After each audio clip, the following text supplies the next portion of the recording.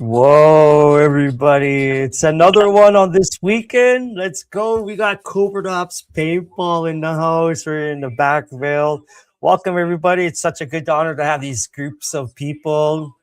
We know fucking Berserker and Loop. We're going to get into all cool things with these guys. What's going on, everybody? How's it going?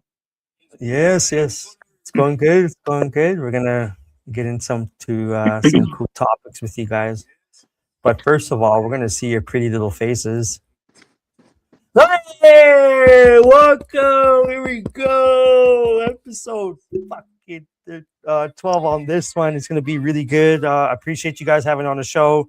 I know we've been conversing for a little while, trying to get you guys sooner. You know how it is. Like, I wanted to reach out and hear everything that we've experienced.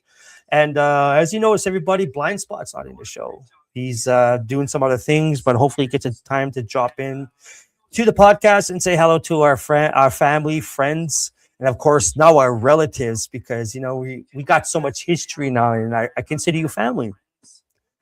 Yes. You guys have always been great to hang out with, be around with, having some drinks with after a game. It's been great. Yeah, it's a lot of cool downtimes. Fought for you in the past as commander and XO to certain games, PRZ connection, D-Day connection. Got the t-shirt up and running right now. Episode. Let's go, you guys. But usually in the beginning, I have Blind Spot. Usually I catch up with Blind Spot, how he is doing, but Blind Spot's not here. He's going to come into the show later on. And I just wanted to get a good little intro for you guys going. But like every show, I want to know what's the interest and what is your origin story, because every show I ask, like, why paintball, like how did it fucking start, where did the interest come from? Well, for me, it all started with a buddy of mine, Matt. He used to be on the team. He's not on anymore. Uh, does his family thing now, but it's he wanted me to go play out in the bush, and I was that scared, person who was like, I don't want to be shot at. Like, are you crazy? Who does that for fun? Finally got me out there in the bush, and I spent those days out there hiding behind trees until the one day I stopped hiding and just came out and headshot a couple people, chased Dan down, and Wow. I was hooked. Yeah, those headshots are pretty addicting, man. I remember my first couple ones when been in the sport for 20 years plus now, and being a operator and single semi-auto fire with a 98, and I'm like da da da da. I don't even know how fucking snap shooting is. I'm just like poking half my body out, and I'm going pa pa pa, and I could just see the ball explode, and you could see it splatter in the sun. Sometimes it's windy, and you could see it kind of carry on. Like, man, that was the beginning. That was the start of many fucking. That was the fucking rabbit hole at this point. Yeah, those are the best. Yeah. Yeah. For me, I got started similar. It was my buddy started paintballing. He got a couple of guns from Walmart, and he wanted me to shoot in his backyard. So we went in his backyard, just started shooting each other, and fell in love with it. So then he told me about PRZ, and I went there, and the rest is history. Shit, especially for PRZ, man. The first field I actually played was PRZ, so it's hard to top that up now. Yeah, it really is, man. It was such a paintball hub for guys like me that go out to the distance just to experience something above and beyond than walk-ons. Exactly. I miss PRZ. PRZ was one of the greatest fields I ever played on. I played on a lot, but that was home, away from home. That's where I met most of my team now. That's where I met a lot of my friends who I call family. Yeah, no, yeah, like I said in the beginning, you guys are relatives. There's so much history going on there, and being as PRZ, as everybody remembered, is as a big part of the piece of that connects us. Me, you, Loop, and the rest of the fucking squad. Savage Army to Covert Ops, and it's so good to put my name next to you, my team next to your team, because again, like, having that basis, that foundation is very, very important. And we were talking in the backstage about having that good connection between what we've known and what we've learned from each other. And with that, what are your thoughts? What's the basis of Spec Ops? Like, where did it come from? Like, where did Covert Ops come from? Yeah. So when I started playing at PRZ, I was just, fresh out of woods ball. And a couple buddies said, like, gotta play here. I had some team members, some of the guys I played bush ball with, they were playing at PRZ, and Covert Ops found them. They joined the team, and then when I played at Covert Ops, or PRZ, the captain, the co-captain at the time, Slider, he's seen us, and he asked if we wanted to join. From there, started playing with Covert Ops. I was, for back home here, I was the one pushing everybody, like, let's go play paintball, let's go, I want to go play, let's go. And I started organizing everything, getting everything going. And when I finally met Vasco, who was captain at the time, he had his family stuff going on. We got to know him. We became family. And the one day he's like, I want to step down. Slider's not up for doing it anymore. They're getting up there and they don't want to. They're Uh-huh. getting tired. They want to do other things, Yeah. which is understandable. And he's like, "What do you think about taking covert ops over?" What do you mean? Gee, You want me to take over covert ops? And from there, really? yeah, I started recruiting. I started taking over, learning the ropes of Mhm. how it's done. Didn't even know I had to, reach out to sponsors every year and be like, "Hey, yeah, I still want you as a sponsor." So it was a whole bunch of learning curves, and it really was Mhm. because of the paintball community that got me to where I am now Yeah. within my team and others. Mhm. Shit, man. Like there's such a rabbit hole when you start certain things, and by the sounds of it, like picking up where someone left off and kind of refining it as you went. And did you get recruitments soon after, or was it the same kind of crew as you went through?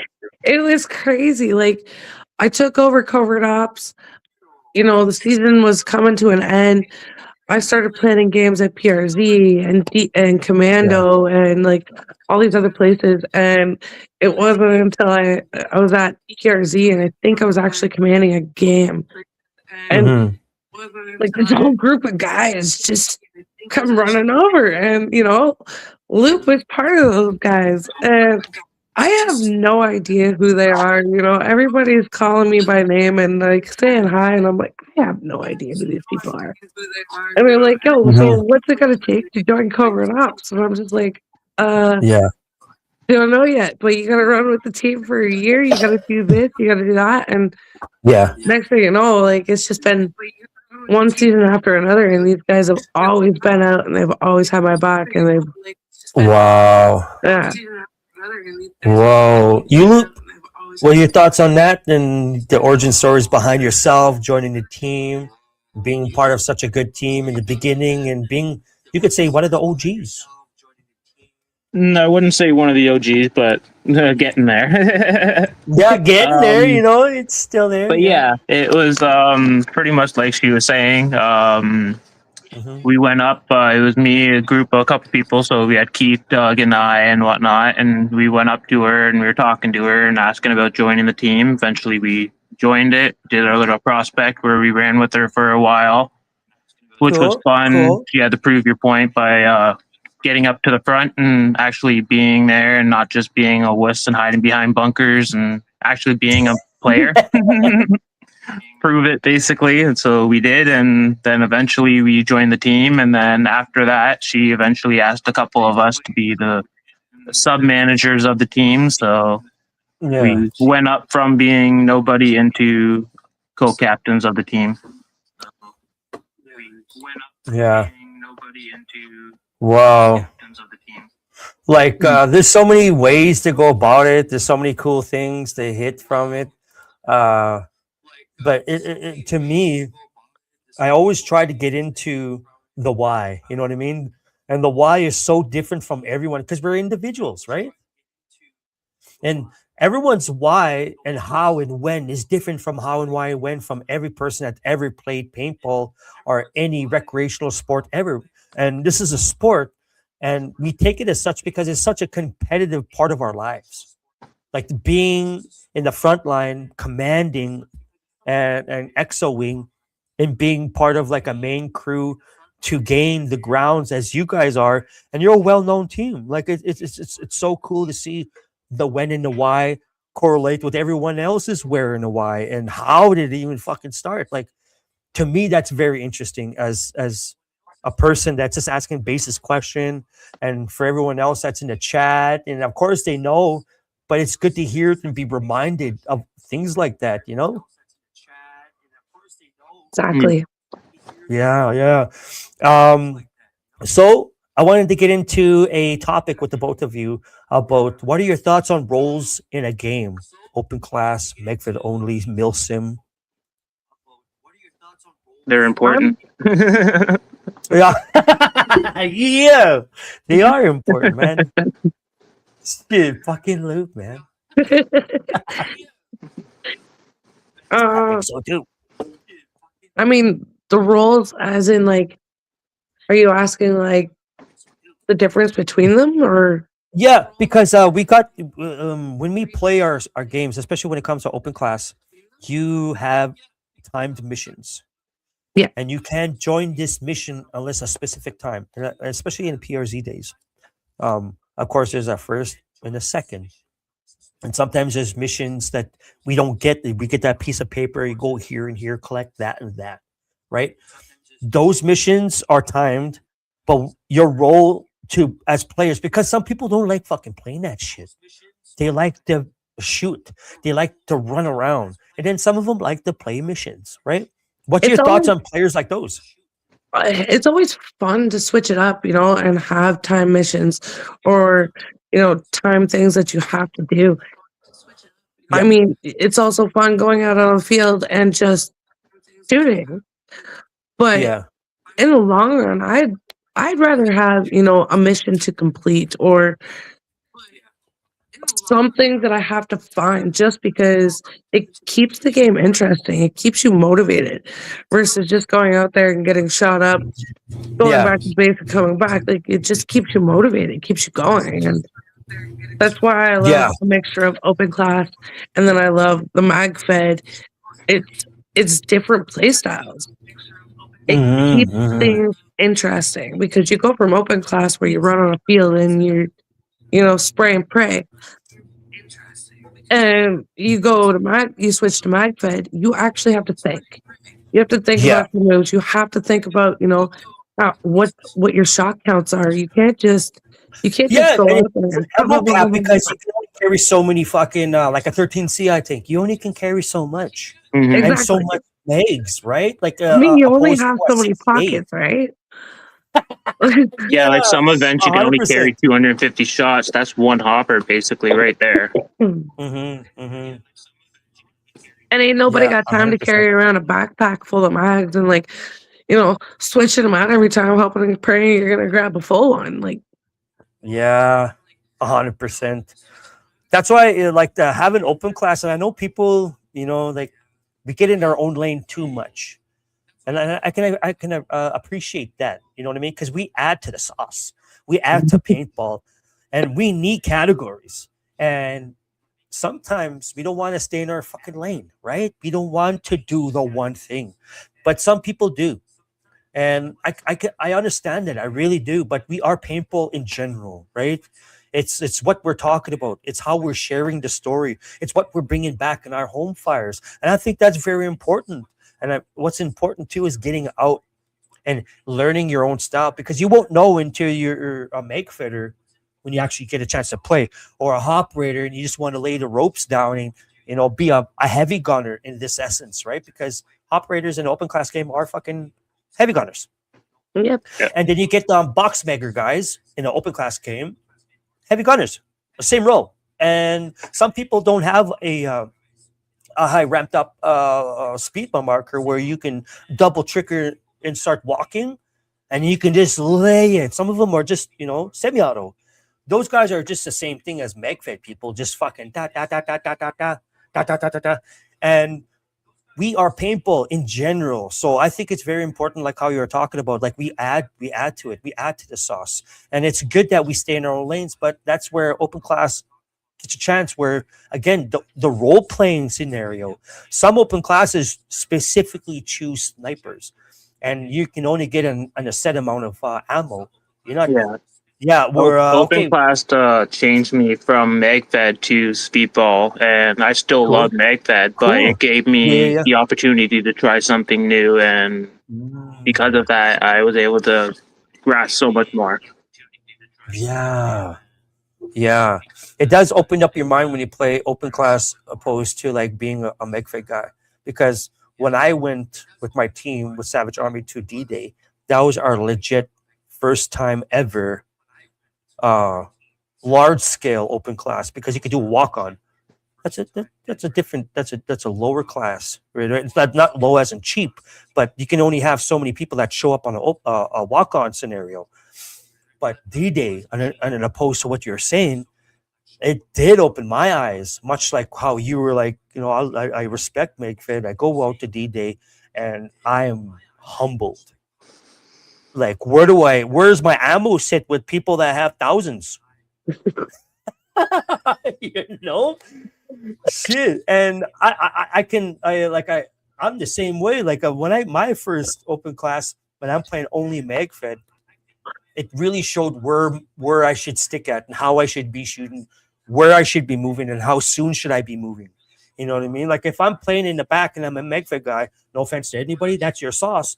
But I like prepared readiness. And Berserker is going to go pretty quick here. Oh, she's coming back in. But like I was saying, it taught me right away how to play more efficiently with an open class game. You know what I mean? And I don't even shoot fucking first strikes at open class because it is a designated person that shoots first strikes, which is a sniper. I'm a front linesman. You're a front linesman. We're not going to ever be able to play first strike unless it's a MagFed only game or an accepted open class game, which is you go to a separate field. Yeah. Sorry, you go to guys. a separate field. It's Technical okay. glitch. It's okay. We'll get you back in all the time. And we were talking about being a front runner guy, and that only first strikes are, open class are designated to those, like you were saying. We were talking about, roles to first snipers only. Like you're not going to get people like us because we're front runners, right? We've always been in the front. We're yelling. We got time to move now.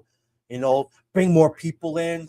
The medic is right here. Don't fucking walk off. Call the medic. Don't, you know what I mean? Like people walk off all the time, but we need guys that are vocal out there like you. Yeah. You know what I mean?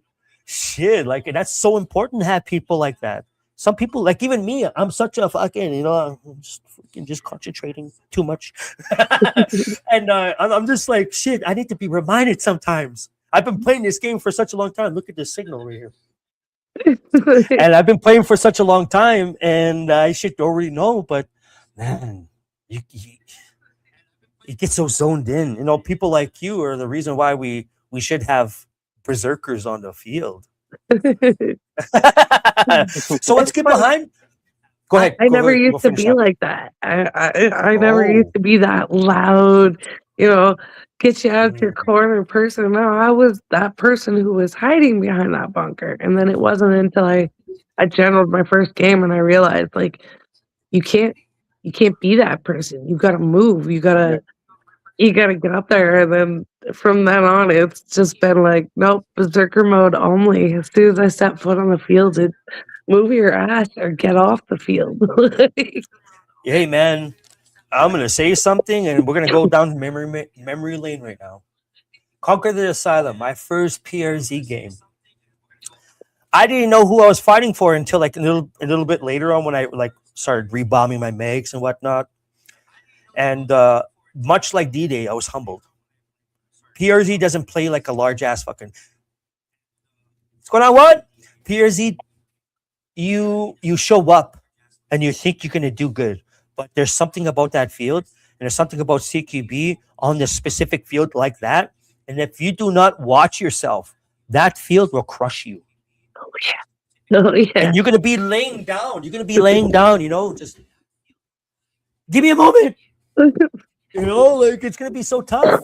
And I'm going back here in memory lane on Conquer the Asylum. The first time I went to PRZ, I was fighting for you. You were the commander of that game.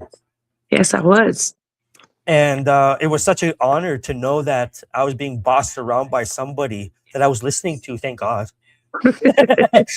And here it was you, white mask. You got your fucking muscle shirt on. You're flexing. You're fucking telling everybody if you ain't moving, you ain't doing nothing. Shoot when you see something. I'm just like, these are good pointers, man. Where's my booklet? So I was humbled quick because obviously I never played PRZ before, and I loved it so much. We went back 2 times that year.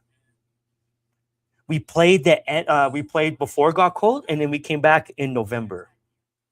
Then we came again for another just strictly only PRZ trip. Me, Blind Spot, and that's when I introduced my son and ammo. And everyone remembers Amo, and if you don't, you'll get a chance to meet Amo. Amo's a real good guy. He's the moderator of this show. And let's see, hold on. Can we get in here? Oh, there he is. Hey, thank you, Amo. And we're gonna add to stage. There you go. And so it was important to me to have a family to travel with, to have a team to travel with, because I was never a selfish person in regards of sports. Sports is people, a group of people doing the same fucking thing competitively. There's this side, and then there's this side. Boom. There you go. That's sports for you. Everybody that doesn't know what sports is, that's what sports is. And this is Facts from Alpha. And I felt that when I came to Conquer the Asylum, being bossed around by you, and I didn't even know you yet. I haven't got a chance to see you or shake your hand that game. And I'm like, bro, who the fuck was that? Like, who was that? It's like, that was the commander. That's Berserker. You know, they come from Covert-OPS. I'm like, holy moly, what? Yeah. And now you're my sister, bro. Right? Yeah, and now we're good to go. And then now when I started making those videos, like obviously I make MegFed content, and I uploaded my Conquer the Asylum, and I had a couple of fucking uploads on it.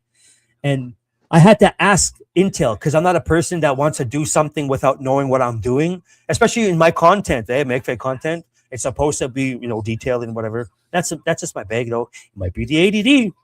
And so I started asking certain people, and that's when it came to me. It's like, whoa, she was the commander of that game. I didn't even give her flowers. So I was like, oh my god. And I saw a bunch of, like, now that I remember, I seen a bunch of you guys as jerseys out there. Oh yeah. And I'm like, holy fuck, this is a large ass team. And did I notice there's 2 chapters of your team? I'm like, mind blown. You know? Yeah, we have the Northern Chapter, which is where we are here, and there's not very many of us left here because a lot of the guys, you know, they step back, did the family thing and everything else. Yeah. But a lot of my guys right now, they're in Kingston, they're in Ottawa, they're all over, all over. It's not just based off of one spot, so it's like, and every year it just seems like it keeps growing and growing and growing, and it's just that's the way to do it, man. That's to do it. So with that, where are your borders ending when it comes to Northern and South chapters? Is that how it goes? I mean, yeah, I think that's how it goes, pretty much. Okay. So you're like Toronto's here, Niagara's right there. That means the states are just right there.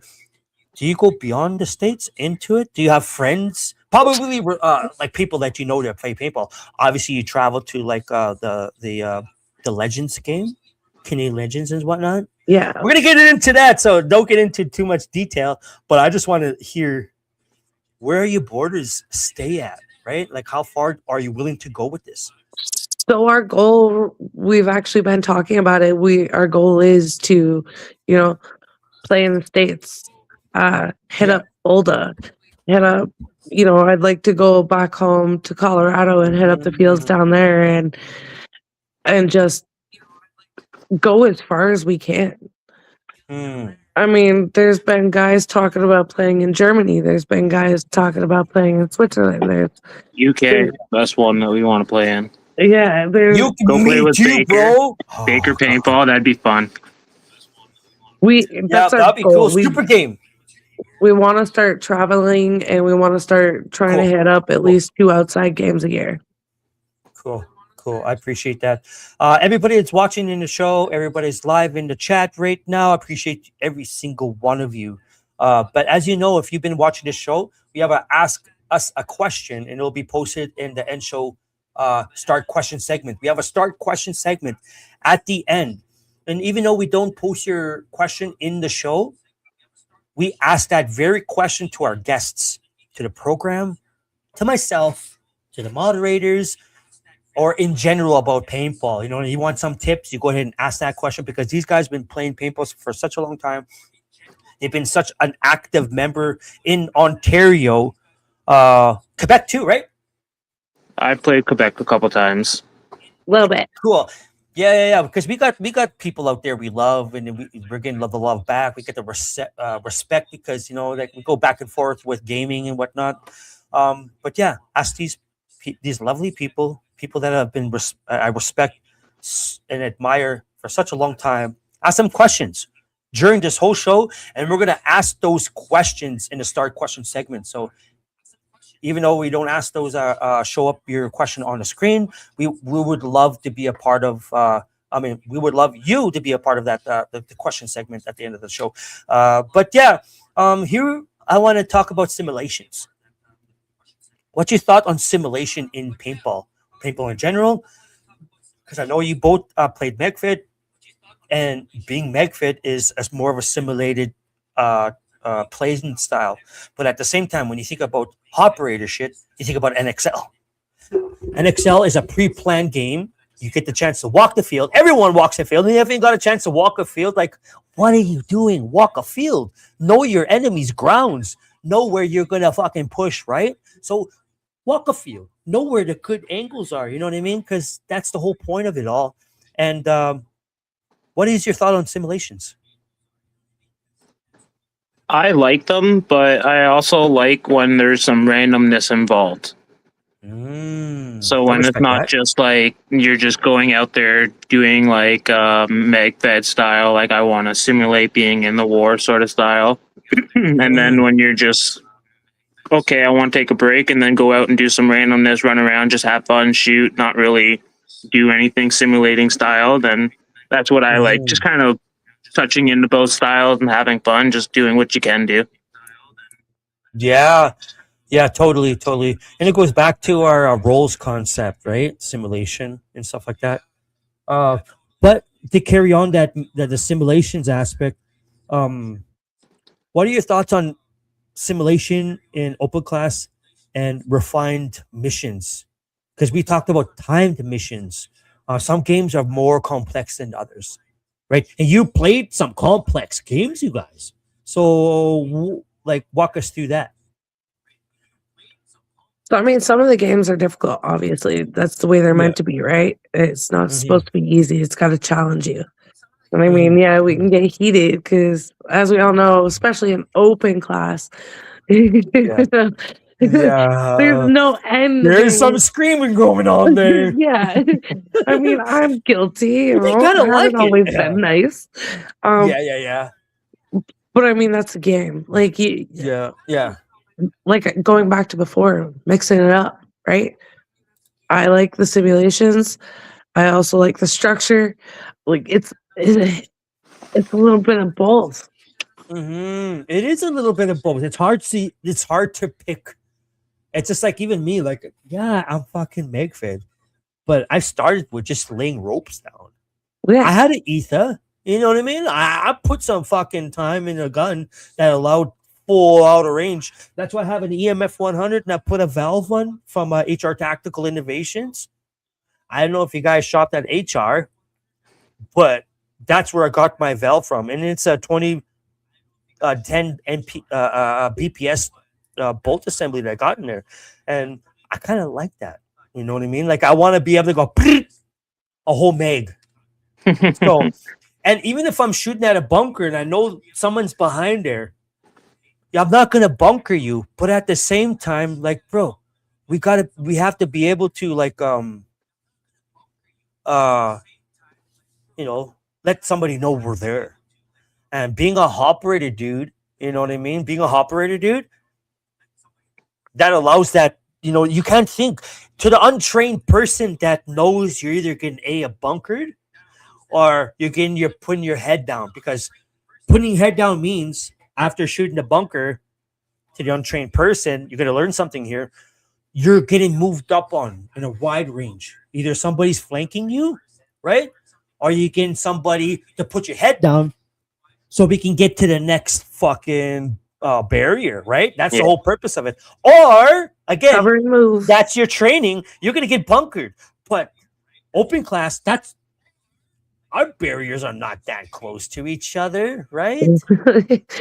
No, I'd say Magpie, you're a little bit close. You're obviously closer to one another. I mean, Yeah. open class, you don't want to be that close. Why? Because There's a lot of man, paint. that's a lot of hate coming at you. Yeah, you gotta That's be a- ready, like Wasega, D-Day shit. I mean, and that's the first thing you gotta think of, like, especially with me and my ADHD, like, I can't just sit in the back field and wait for action to come to me. No, no, no. Yeah. I'm at the Yeah. front lines pushing that as far as I can go. And by the time I get off the field, Yeah.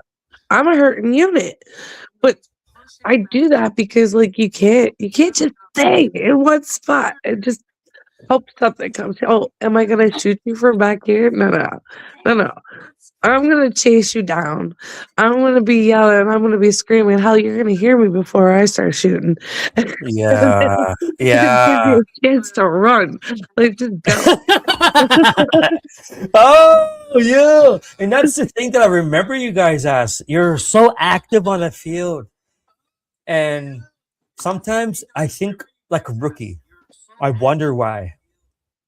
But I'm a person that have questions. You know what I mean? I'm a person of curiosity. And I wouldn't have never started this platform or started this team if I didn't have a curiosity that's bigger than what I'm doing right now. The range that I'm sitting at. I thank you for joining the show, brother. Again, like everyone that's in the chat, please and thank you. Ask our guests of the show some questions, and we're gonna post you at the end of the show. But when I started this show, you guys, I mean, this platform with these people, I have a curiosity that I have with my teammates because I wouldn't know if they travel or want to travel without seeing the way they are on the field, who they're associating with, how are they willing to know what's going on in their community. Oh wait, I can travel further. Can we do that together? And that's how a team is started. And like covert ops. Sorry, I keep saying spec ops because that shit's like it's an old school thing. And you guys don't know that shit too. But with covert ops, it started somewhere. It started only from an idea, and then people help. Like we said, you help refine it, and you help pick up the stones. And sometimes it gets heavy. Sometimes you want people to show up. Sometimes people are needed to show up because, hey man, paintball is a wellness sport. It's a people of gathering sport. Whether you're a Christian or whatever kind of religion you come from, it's a people of gathering sport. We come from a place that we want to relate, to get through problems, to see our friends that make us happier than our regular days that we can give ourselves. And that's how I see paintball. I don't know how deep you guys' thoughts are on paintball, but that's how deep I can get. And that's the comfort that I have with my team, with my podcast team. And I appreciate everybody that's in the show right now, and my teammates, and also the podcast team that I created with the fellas, and help for me to get comfortable with myself. It helped me gain and build bridges with people I've never would have met, like you guys. Yeah. So it's fucking awesome. Paintballing allows that comfort. I mean, like every sport. I might say that a couple shows, but that's every sport. You got to get out there, got to get out of your comfort zone. You know what I mean? Breathe a little hard, sweat a little bit. You know what I mean? It gets tough out there, right? But Blood and tears. yeah, blood, sweat, and tears, and bruises on the sides. Oh shit, my love handles. Hey Luke, I want to hear your thoughts, and we can go to Miss Danny, the berserker herself. And if you haven't known why she's called a berserker, there's some examples in this show. She's crazy, but she's very kind. Don't let that slip your mind. But Luke, when we have youth in our game, and you get a chance to see this youth, and sometimes we grow up with them. They've been playing this game. You've been playing this game long enough. We've all been.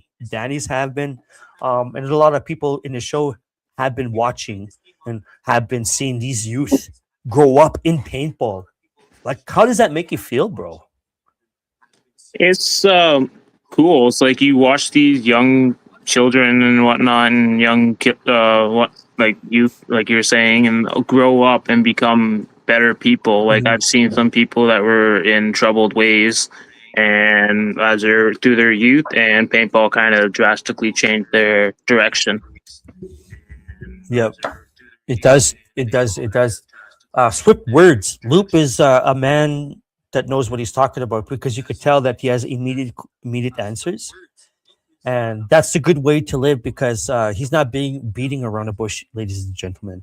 You see sets, even not youth, and even though this questions is directed to youth, and if you are youth watching the show in the past or in the future, we see you. You know what I mean? We admire you, and we've been there before.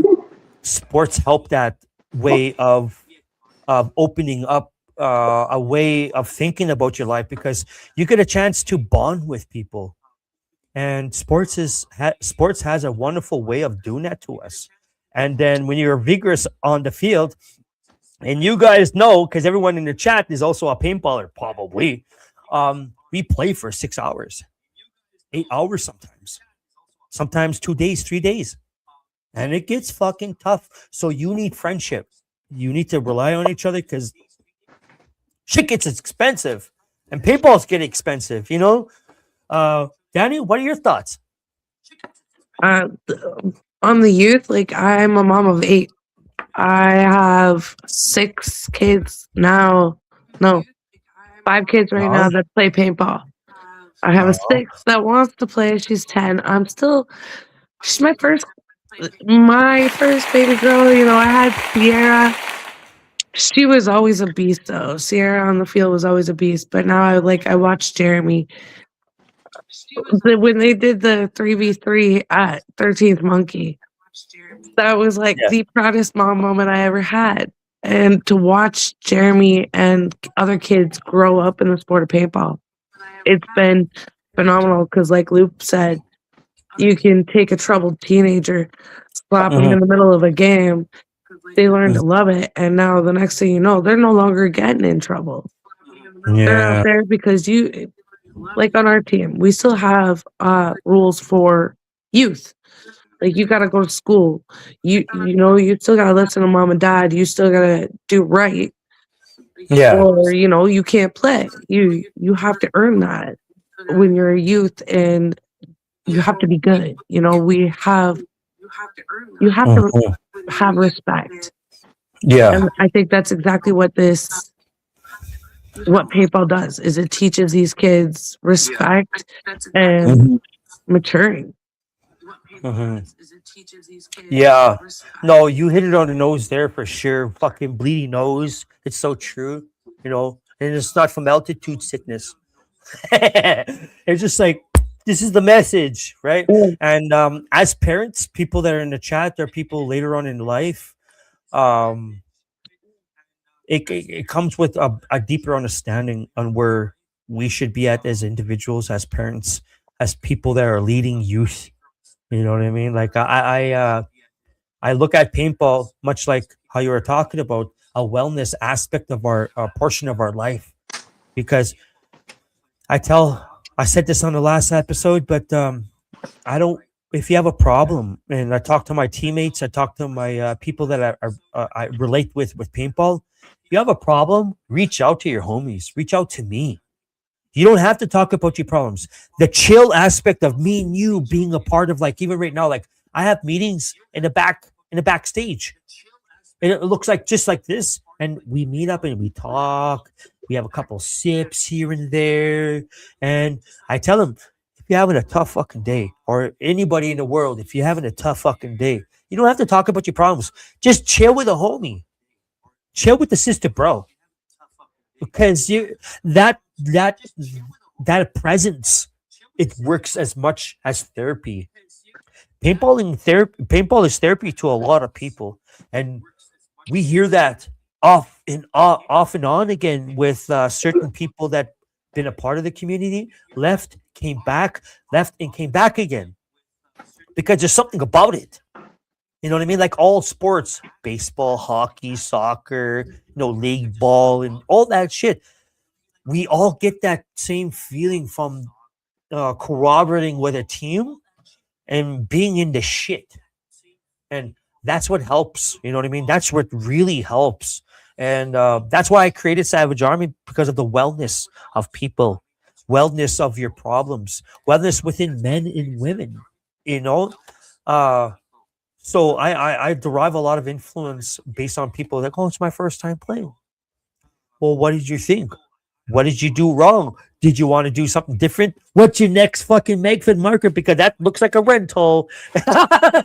You know, do you want a marker? I got something cheap. You know what I mean? Like, I got 98s that shoot fucking just as good as this 200 right here. Yeah, we've know, done like- that. We've handed out markers to newcomers and stuff at That's events. what I'm talking about. Hell yeah, Luke. We're Shit. part of the Battle Buddy program too. So like we always try and, Whoa. yeah. So like even Man. my own kids, when they started at playing paintball, I mean, if it wasn't for the paintball community, Yeah. they probably wouldn't be on the field because they got their taste. People were so kind, and then at the end of a game, next thing you know, they're handing them markers, they're handing them pants, they're handing them jerseys, headbands, masks, and it's like, holy cow! Like they just got a whole new setup for for wanting to come play. And I think that's the great thing about paintball too is, like you said, it is great for mental health. It's Hell yeah. just being around. I've played sports before, but the paintball community is a whole different breed. Yeah. You could be wanting to 100%. kill each other on the field. You come off the field and y'all are drinking, having a great time, hugging, just hanging out. And they're always there, like you said, when you need. Perfect example. I had my house Oh my fire. gosh. I was going a little Yeah. crazy. My team and some of the paintball community, and they just reached out and they wouldn't let me be by myself. Yeah. And that's what's Yeah. great about it. They care. Mm-hmm. No, you get that when you're out in the field, and I felt that our first time, and not a lot of people knew Saskatchewanians, as people would like to say. Not a lot of people knew that people were going to be that dedicated from our neck of the woods. You know what I mean? And then you see us almost every third game at PRZ, and people are like, "Fuck, you guys are back." You got okay. Well, you coming back on this game? You know what I mean? Like, well, we can't really fucking do that unless it's fucking scheduled, right? But coming from a distance, meeting people like you, helping our wellness, like we're not doing this because we also like it. Obviously, we fucking love the motherfucking game, but it allows us to backtrack in our life and look at like, wow, I've learned so much team building here. And it only makes sense. It only makes sense that companies do cooperated team building with paintball, because you can only play a paintball and work together and win. In the other sports, it's like you can either be MVP and you can get all the scores. Like, this ain't no fucking Michael Jordan. You know what I mean? No, nobody is Michael Jordan on this motherfucker. No. Shit. So being a part of something bigger, that there are 800 MegFit people, 1,000 open class members, 1,200, 1,300. You know what I mean? Savage Army. You know what I mean? Like, love is team building. You got to know each other. You know what I mean? You got to fucking feel it. And you can't really feel it if you don't got the bone. Like, it being in the sauce, like when you're tism. And I like to call it tism because we have MegFitism or paintball-tism. And when you get that paintball-tism, you know what I mean? It takes over your life. It opens a whole wide range of how can I handle this life? And I've learned so much from that. I saw this, I saw that, and this person told me about I playing paintball because of this. And it's such a recce fucking thing to do. Recreational, right? Recce? It's such a recreational thing to do when it comes to paintball because it's your choice to be tired. It's your choice to travel out. It's your choice to look at the dollar amount and be like, is this worth it? Nah. Being there worth it. Fuck the amount. Fuck what I spent on paintballs. You know what I mean? Whatever. Gas, there's 5 of us. I got $500 right now. You got 5. You got 5. You got, man, we can go to Ontario back and forth 2 times if you wanted. And you know what I mean? Like sometimes gas prices eats, and sometimes paintball eats, and being together is such a cool fucking thing. So I also want to give a chance to everybody that's watching the show. We got a question from the mod segment. In this aspect of question from the mods, we get a chance to hear from the people that are pulling strings in the back screen, allowing us to see the cool things that you're talking about, posting your comments, the start question segment. And right now, we got Amadeus that's going to get to join your screen, join your questions, whatever questions you have during the time that Ammo's on the screen. You can divert your questions here in the chat box. But I'm going to exit right now, and we're going to have Amadeus join us. So, Amo, let's get you back.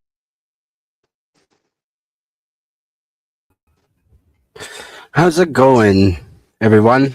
How have you been doing? Living the dream, living the dream. Okay, I want to ask you a couple of questions here. What was your first paintball gun or marker that you owned? Loop, you can go first. 98 custom. I owned a A5. 98 custom was my first one. Yeah. Holy shit. That's a good one. Reliable. What about you, Danny? I owned an A5. That's pretty good. Yeah. On the OG paintball markers. Yep. Yeah, I run an old school Meg Fed myself, a Stormer. I run My that since 98 I actually converted to a Storm. really. Yeah, so my first paintball marker is now a mag-fed marker. I converted it. I bought a conversion kit and put the internals into it and whatnot. Yeah. That's pretty cool. It's pretty fire. Okay, I got another one for both of you. What was your first paintball event? It was PRZ for me. PRZ, I think it was Yeah, one of the Asylum games. The PRZ. Yeah, I'm not sure which the event PRZ. exactly, but it was in the winter for PRZ. It was probably like Santa versus Grinch or something like that. Like it was snow on the ground for me. That sounds like a pretty good event to play. Yeah, Well, that I was a came fun out of the game. woods, so I wasn't really shy of the snow. So I was like, all right, let's go and have fun, and played in the snow for my first event. I see. That sounds fun. Sounds It pretty definitely fun was. too. In winter ball, that's pretty good. What was your favorite field to play on and why?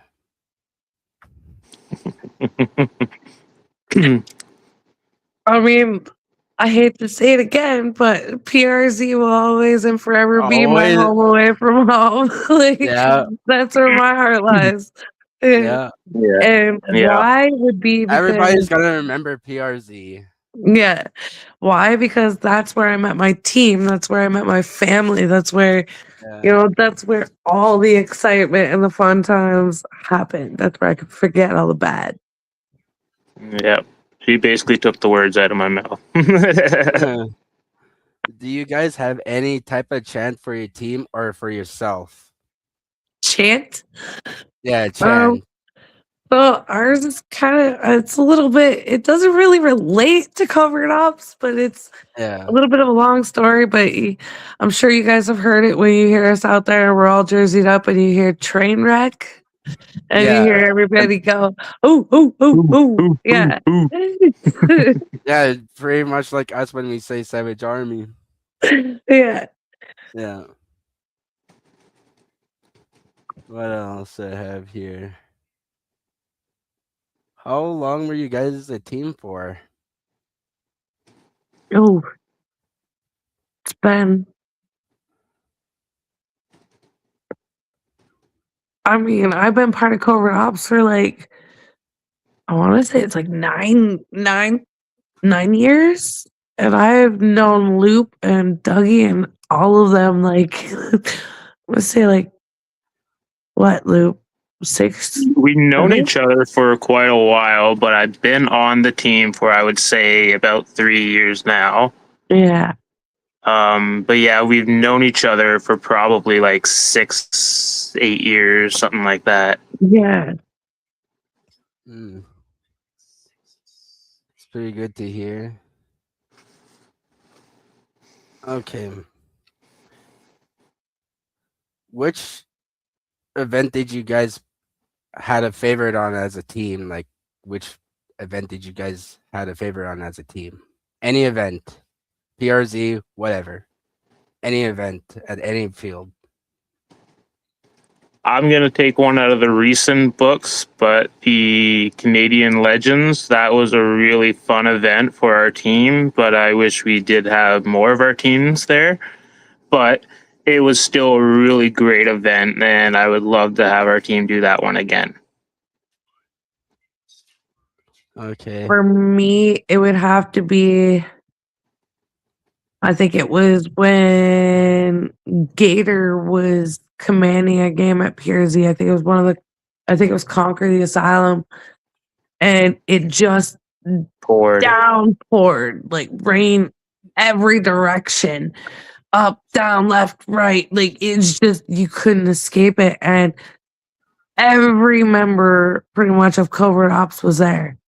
And we battered that weather and we still like it was just insane day. We kicked ass on the field. Yeah, I got another one. What was your favorite mask, or what was your first mask that you owned? JT, camo, full helmet, fan and all, and that was my first mask. And then Billy from 13th Monkey Paintball, he lent me out his I4s, his dye I4s, and I was like, I am in love with these. And then I got introduced to the I5s, and the I5s became my absolute favorite. About you, Loop? I started with the Hitman mask that came with my 90. So that 98 mask or Tipman mask, whatever. Didn't really like it. I was fogging up too much, so I immediately like jumped from that to an I4, and then went from an I4 to JTs, and I rock JTs now because JTs seems to be my favorite. Sorry. I ran And Kirby, on your comment on the Sea Dogs, I tried like hell to give those Sea Dogs hell, and let me tell you, they are one hell of a team. Yeah, I ran a JT for a while. Then after a while, I switched up to another mask that looks like a Mortal Kombat. So I got a red one. Then after one of our bros from Ontario introduced me to the push mask. Mm-hmm. And that's when I liked the push mask. I love that mask. The guys keep trying to convert me. Yeah, a lot of us team members are trying to get her to go to the JT Pro Flexes.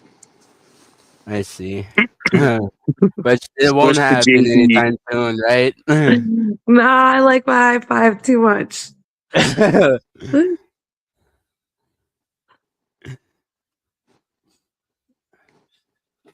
All right. I have no more questions.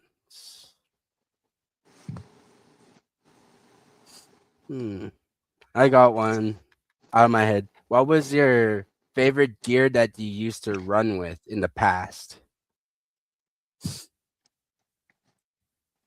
Favorite gear. I still love my camos. I love my camo pants. I love my SWAT boots. And kind of miss the tack vest, but still also loving the fact of the pod belt for speedball. So,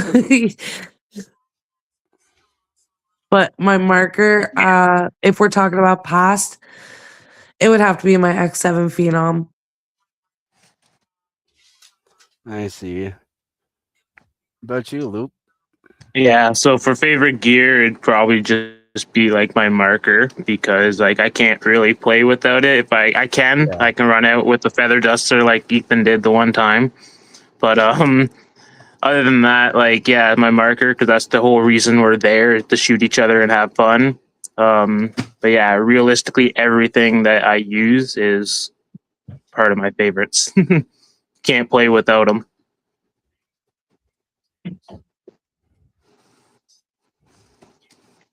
Yeah. What about you, Emma? What's your favorite game? Me, it has to be the last game of PRZ and D-Day because that's when I met you guys at D-Day. And PRZ was pretty fun. It was really hot that day, though. Did you stay? You said you went to the last game at PRZ. Yeah. Did you stay for the band at the end of the night? I think so. No. We went to our rooms after when we were Okay. done packing up. Yeah, we got a band to come play live for us at the last event. Yeah. I wish I wish we stayed, but we had to go back because me and Kendall were already already out of it, and they wanted to go back to the room. Alpha, Heather, and Tim, Tango, they wanted to Fun go, killers. but they stayed. We stayed for a while. Yeah. Yeah, with my marker, I like running with the Stormer. The Stormer is pretty good. It's really reliable when it wants to be. See, Yeah. that's like the A5. The A5, it never failed. Rain, snow, it's hot. It just never failed. It always Yeah. got you through a game. I was always thinking about switching to a TMC Elite to have that air buttstock to have more, because Alpha ran it for a while, like a long time, and I loved seeing that having more mobility to able to move more. You don't need to worry about a air buttstock on the handle. Yeah. Yeah, that's what I like about the TMC Elite. Yeah, that's what I did for my Hammer 7s. I made the stock the air tank by putting a stock over it. So it's actually the tank comes up to the shoulder instead of having the tank on the bottom. Yeah. And my favorite field has to be my home field, Gopher Hill. Because it's bush ball. That's where I started from. Bush ball was my thing, and it still is. Even when we went to D-Day, it was also like bush ball. Basically was. Because our field is like narrow, but it's like long. It's like a narrow field, but it's mostly bush. We're in trees and stuff, and it's more like hot in there than you think. Because you think it's all shady, but it's really hot. Yeah, nice and humid. Yeah. Sometimes I'm like, oh, when I first went to Gopher Hill, I thought it was gonna be really cool in that bush. Nope, I was wrong. Right? The full JT helmet running around in a bush. You gotta flick the switch for your fan. Yeah. Hope Man, and pray it doesn't die. You got a new battery in there. I run that an old school GT mask, no fan, no nothing.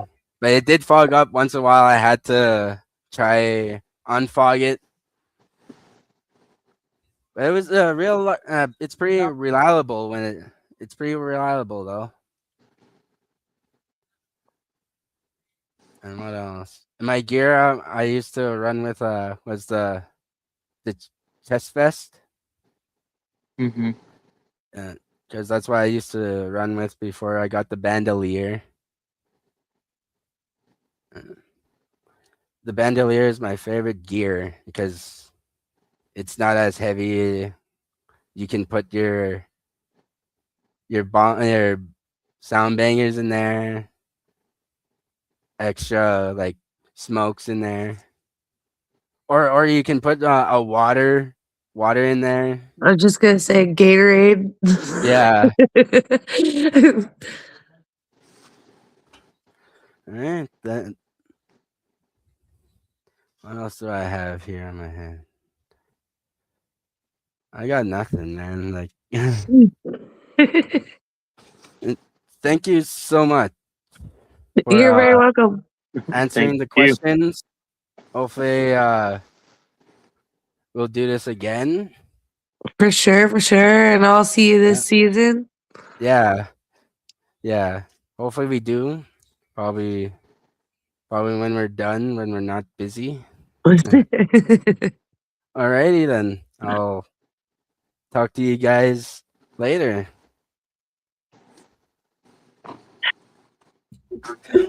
Whoa! How about that?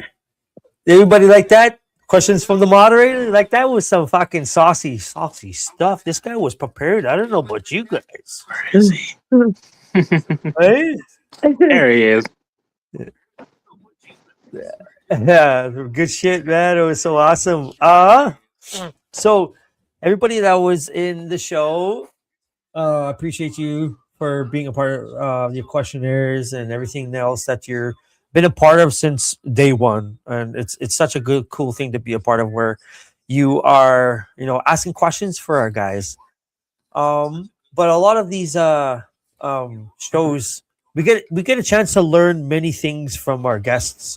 And the one thing that's a cool thing to be a part of is knowing what kind of player they are. What kind of player are you? We'll go. How about we go in clockwise or counterclockwise? So, Danny, All right. I like to be upfront. I like to be loud. I like to be proud. And I said it earlier on. You normally hear me before I start coming. Yeah. I gotta be upfront. I can't be that chill person in the back. I'm coming at you. Yeah. You got me. If I got you in my sights, I'm Watch out! coming. Yeah. Hey Josh, 100%. yeah, you'll come see what paintball's like this season, Josh. Yeah, 100%. Loop, what's your thoughts? I like to play aggressively and sneaky. And yeah, if you're playing aggressive and sneaky, you can usually get a lot of stuff done. Very aggressive. Yeah. It has to be aggressive. Yeah, for sure. Yeah. So the sneaky, everyone's like whoever's watching, you know who you are. You aggressive, sneaky little person. And what are ways to get to that point? Like how do you come from just a regular person to a sneaky person? A regular person to a frontliner?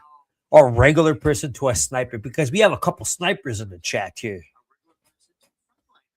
Hey, you can be a part of it there, Ryan. Hello. But yeah, with the question, like, Luke, coming from regular to pusher, regular to sniper, what do you Learn think? from your mistakes. Cool. Yeah, the biggest thing is learn from your mistakes. So it's like if you're gonna try to do something sneaky and aggressive, if it didn't work, well, why didn't it work? And then try something new, and then eventually you'll get something that works. Then you just keep For doing that, and sure. then that's how you go. You just learn from your mistakes. Yeah. Daddy, Mrs. Berserker herself. Honestly, Loop said it. The You have name to. says it all. Like, You gotta learn from your mistakes. I mean, I haven't. I've had mine. Where was it? Where were we playing? I can't remember the field name, but we were playing a game, and I called up Okay. everybody and tried to do a run. And well, I didn't know there was a tank at the end of that road, so kind of sent the whole squad to their death. whoa. It was something else. It was great because it was funny to watch people out there trying to get people to move, and then I stood up, got tired of it, and I'm like, "Yo, move! Let's go!" Like I thought, when I get to 3, I want you running, and then all of a sudden, everybody just starts running back. I'm like, "Oh shit, sorry." Yeah. You're just moving heads. You're just in the way. You're fucking pushing this. Oh yeah, it's just like insane. You end up being front line, and then all of a sudden you're just like you're in the middle, and then all of a sudden these people just start running back towards you, and you're like, "What just happened? Where are you going?" And then you look, and you're like, "Oh shit, there's a tank." Yeah, let's go. Yeah, takes are hard to beat, man. You gotta because everybody's written, and if you hadn't written in a tank, they have this opening where you could stand up and you know what I mean. You go just unleash, and if you're shot, you're shot. But as a tank, like, are you ready to be fucking capped up? That's a difficult one. But it's really like I was saying, it's a hard mission. So that's why we need those those Nerf footballs where you go off the side. Yeah, Like Bunkbusters. we need people like those. Like we have I don't know if okay, how about let's get into something here.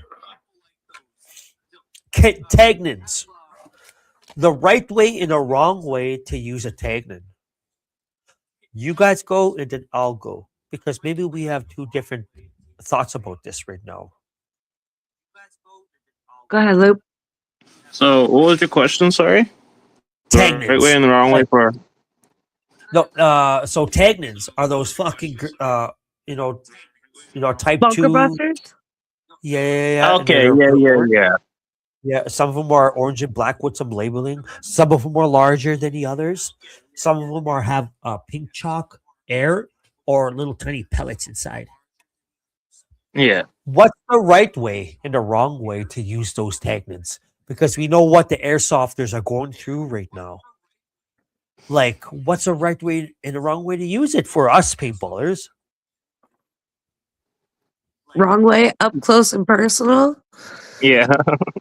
Right way, I mean, you got to be at a distance, and again with the respect, right? You can't just like, here, take a shot to the face. No, you're gonna blow up the tank where it's supposed to go, and there you go. Yeah. It's like actually aim for the bunkers, not the person. It's like if you're using those like rocket launcher ones, don't aim for a person. Oh, yeah. Fuck, how about that one for a feeling? Yeah, like she said, actually aim for the tank or something. Like, just be smart about it. Have you thrown a tagnet, and how do you use it? I'm always at a distance. Cool. At a distance, at least I know, like if it happens to curve its shot, whatever, I'm not gonna hurt somebody. Yeah. Yeah. You try to stay at like at least 100 yards away. So like if it's like she says, like velocity is gonna be lost or something. Yeah. So I have a couple people, and there's 2 of them in the chat. They've come in and out. They commented on the show, and I spoke to these people about how we use our tagnets on our field, Gopher Hill. So we've developed a concept to use these tagnets the right way, and it's slowly catching on. So this is 2 ways to use tagnets, the way we use them at Gopher Hill, and I think it's a good idea. And so use them indirectly, how you guys are speaking about, to players. You don't need to blow up a fucking person. Like, this ain't no grenade. Sure, we're emulating fucking wartime scenario type games, right? And we're developing our own Yeah. way to play this game, but we don't use them right to the player. We don't. It's indirectly. And sometimes, majority of the time, when it's indirectly, what's way to use it to a player? What's safe? Well, you know they're in the distance, so you're gonna throw it kind of closer to me, but further from them. Whoa! Holy shit! Yeah, they're throwing. You know what I mean? It's gonna hold them off, right? Like that's the right way to do it. The second one is to the bunkers, like you were talking about. Mission type ways to do it. So when we use our tagnins, Savage Army, we approach our field or the head ref. We say, okay, can we emulate something? And we'll let the people know, the players know, that how we're going to use these tagnins. So it's either to burst a bunker, and if there's 2 people, 3 people, 5 people, and the bunker explodes, y'all gone. Right? Done. This was something else like a tank blast or a fucking RPG. Like, who wants to be behind a concrete wall that's only like a foot or less than a foot? That thing's going to ignite behind the barrier, especially if it's concrete, because it's meant to pierce hard objects, and then it boom, and then it ignites. So we try to use it in that way, like it's real. If you behind the bunker, you're done. But we use it in a way to kind of like bomb the base. We haven't got a ton to do this example, so we don't know what positives are to it. But a lot of people like it. When people like it, we don't have the tagnins. So we're kind of in between that right now. But it doesn't hurt to talk to your field manager, the owner, or the ref, the head ref, to, especially if you're a local person, to implement something, some change. Because if you're a regular walk-on and you're always using the onesie, the onesie is just fire for you, and then you're shooting your little 98 or whatever it is, and then you're wearing the JT fucking rental mask and shit. Looking all And you cute played and it. shit. Yeah, look at all cute. Like, we love you, man. Like, couple push that way together. And fuck, I'm pretty sure they want to mix it up a little bit. Like us. That's why we're vocal with the way we are. We're scenario people. You know? Like, we want something to play for. We want to Definitely. see something that's for us to work for. Otherwise, it'd just be another fucking regular game. Yep. Exactly. You know, we don't want that regular game. That's why we go to the big fucking big games, this MegFed scenario ones, or games that are local that have missions in game, because the ref knows how to conduct a scenario. When he sees 50-50 MegFed and operators mixed with the rentals, he's gonna go, to me anyway. No shit begging on any refs. But if you see a mixture of MegFed, rentals, operators, speedball guys are have actual jerseys, and they're kind of decked out a little bit, he should be able to identify what kind of game he should allow these people to play. Is there a mission involved? Is there a flag involved? Right? And also, I think what's important is if you are a ref of this field, you should totally help out your field's events, share them, Definitely. get some registrations in, reach out to your friends that haven't played or play, or people that you know, like you guys or us. Are you coming? Or you're not?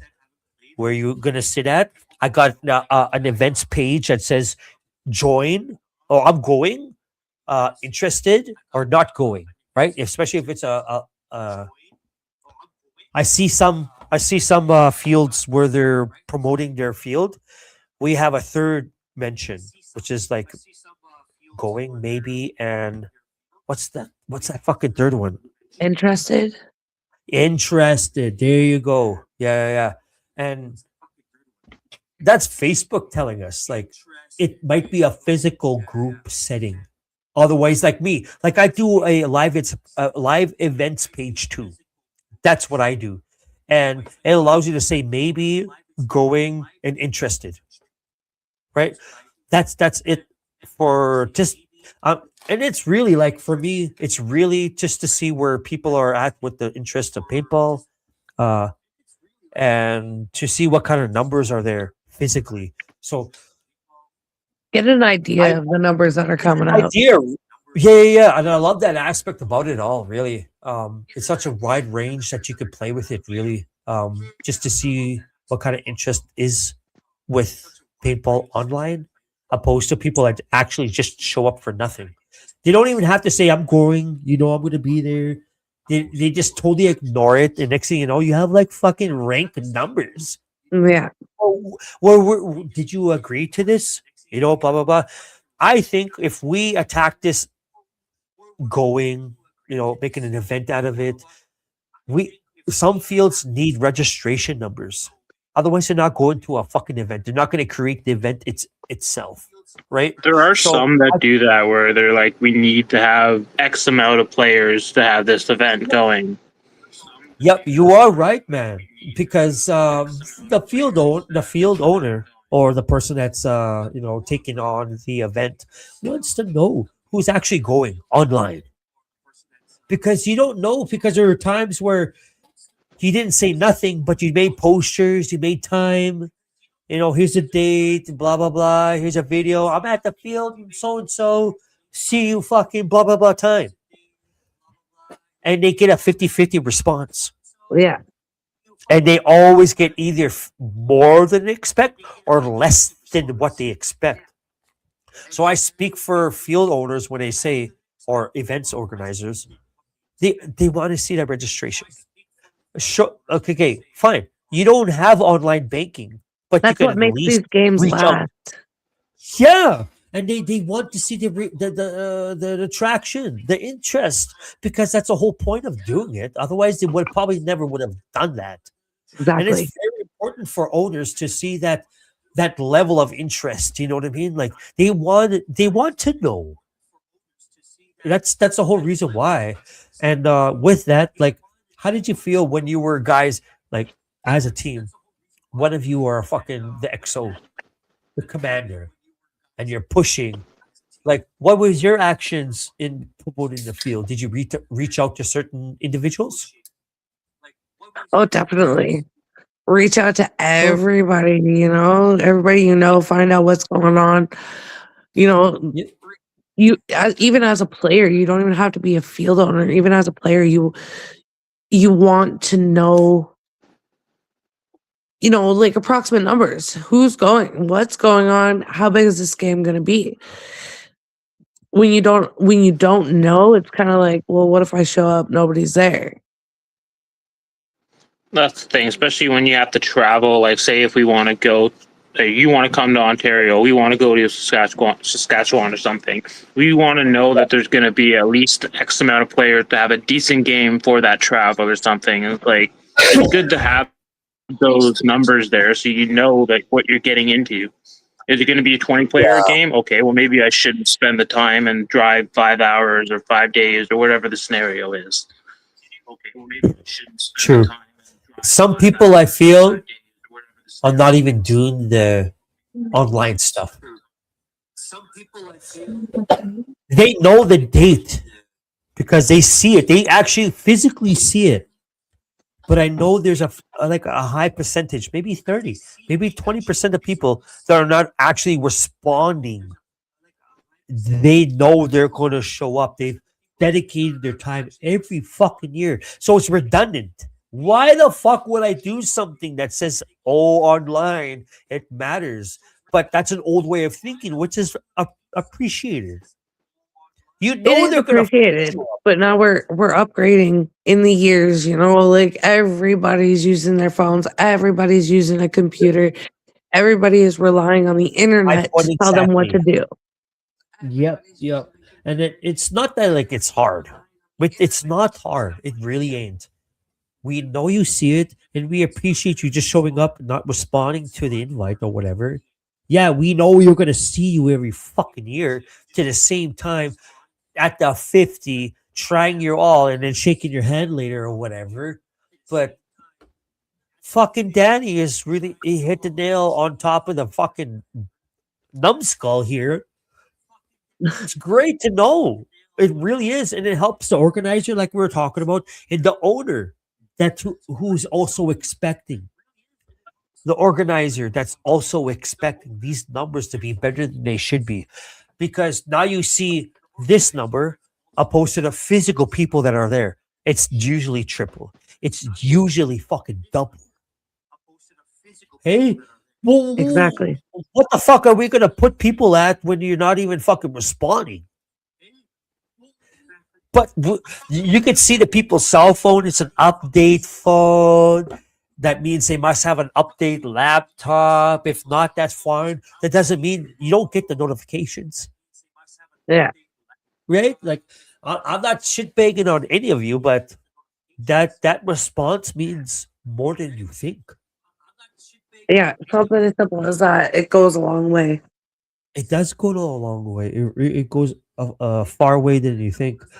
So with the what type of paintballer you are, and we're talking about, how far have you gotten as a person, what you've learned, your first biggest game, playing Megfit and respecting your shot, like stuff like that. Uh, but what are your hopes for paintball? My hopes for paintball that it just keeps going. More fields start coming out. People start organizing more games, bigger games. Get people back out there, whether it be MagFed, Speedball. Just playing Yep. the sport. I mean, paintball's back on TV now, and it's fun to watch. It's fun to see the things you can learn from different people. It Yeah. it does so much for everybody. So I honestly hope that us as Cover Up can go far. We can start seeing more places, and paintball just keeps building. Yeah. Yeah. Look, what are your hopes? As a person, for people, as a player, So kind of going on to what Danny was saying, like paintball is back on TV. It used to be on TV and then it got taken off. So like paintball has like ups and downs, and right now we're in an up. So my hope is that we continue staying on that up and we can just get rid of those ups and downs and no longer have any more downs with paintballs where it just dies out for a year or two. Because like that sucks and it ruins the sport for a lot of people where you go to an event and there's no one there. So it's like if we can just keep on rising this sport, then it would be perfect. Keep growing it. Just Yeah. push the younger ones, or not even push. Just get the younger ones interested. Show them, there's a different sport other than football, soccer, basketball, baseball. Show them there's something different that they can learn from, have fun with, and just grow with. Yeah. And just as aggressive, because you have to put so much effort in paintball. Yes. I guarantee you, like, do you guys remember when you're the first rental ever in your life and you're walking around for the first fucking game? Even if you weren't even if you were like 9 or 10, you with uncle, dad, mom, auntie. But that first game, I definitely remember my first game. And I got shot up. I must have walked away with 30 shots on me, man. And it was a 3-hour game. D-Day was my first game. It was? When we started off in the boats, and let me tell you, I was like, I'm gonna go up the ladder. Man, that first time I climb up that ladder and you get a volley of paint. And you're just like, what is this? I'm not in the bush no more, bro. yeah, exactly. There's nothing to block the shots. It's a straight lane to you. Because everyone, come on now. There's half of you that's in the chat. Walking up those ladders, pretty dangerous. You got to own D-Day. You know what I mean? Like those pillboxes, I'm telling you, man, that lane is built there for those pillboxes. They know you're gonna be there. They know you're gonna walk up the ladder. There's that fucking tanker, that Jeep, that truck. Like that fucking pillbox was built for that lane alone. So you better be quick or on your motherfucking toes. Exactly. That's a dangerous fucking line, man. Shit. Luke, what about your thoughts, man? Shit. Sorry? What are your thoughts on that? The aspect of the hopes for paintball and your gaming on D-Day. And I know we kind of go bounce around with the games that we know together, but you also play games that I haven't played. And I have played games you haven't played. But your hopes for paintball and where it led you. Yeah, it's like I was saying, I just wanted to keep going up and whatnot, and like you just keep growing the sport. Cool. Yeah. Cool. And then when D-Day hit your life, PRZ hit your life, fucking Maribel, you know, and traveling outskirts of your own comfort, right?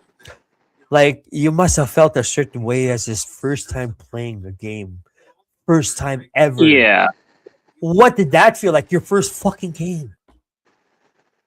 So like PRZ was my first like main event, and that was pretty fun. Like it was great. It was a brand new experience because, like I was saying earlier, I was in the bushes for my first paintball experience. So my first event was at PRZ, and yeah, I got shot so many times. I didn't know how to watch my six, stuff like that. Like you just don't know how to basically shoot or nothing, and then you learn from your mistakes.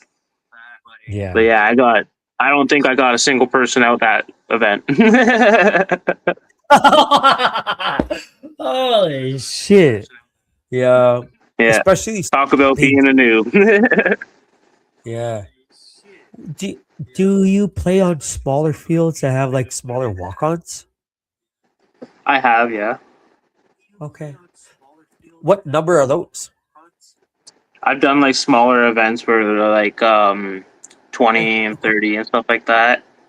The one like years ago when I was on a MagFed team, we signed up for a event that was listed for 36 people. So that was one of the events I was saying they had to know how many people were coming, and that was their limit, was 36. They wanted a small number, and they split it into two groups, and we just shot each other all day.